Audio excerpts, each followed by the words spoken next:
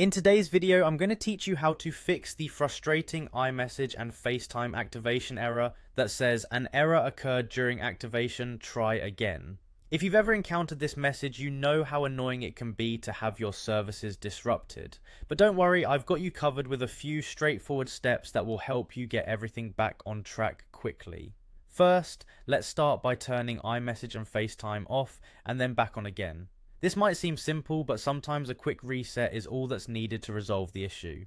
Head over to your device's settings, then navigate to apps and find messages. Once you're there, toggle iMessage off. Similarly, go to the apps section again, but this time tap on FaceTime and toggle it off as well. Now wait for about 30 seconds. This short break ensures that both services have enough time to fully disengage.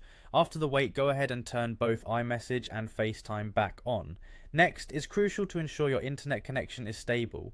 A flaky connection can prevent iMessage and FaceTime from properly activating. Check that you are connected to a reliable Wi-Fi network or are using your cellular data. A quick way to test your internet is to open Safari and try loading a web page. If the page loads without any hiccups, you're good to go, but if it doesn't, you may need to reset your router or connect to a different network. Another step to consider is making sure your device is set to the correct date and time.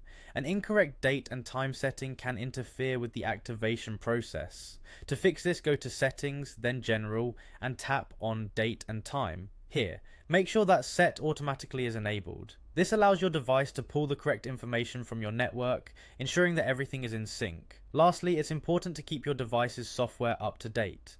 Apple routinely releases updates that include fixes for common issues, including activation errors. To check for updates, navigate to Settings, then General, and tap on Software Update. If there's a new version available, such as iOS 17 or 18, make sure to download and install it. This could very well solve your activation problem by fixing any underlying software issues. By following these steps, you should be able to clear up the activation error on iMessage and FaceTime. Remember, technology can be a bit tricky sometimes, but a little patience and troubleshooting can go a long way. Thanks for watching, and I hope this guide has been useful. If you found these tips helpful, feel free to like and subscribe for more useful tech fixes. Have a great day, and best of luck with resolving your activation issues.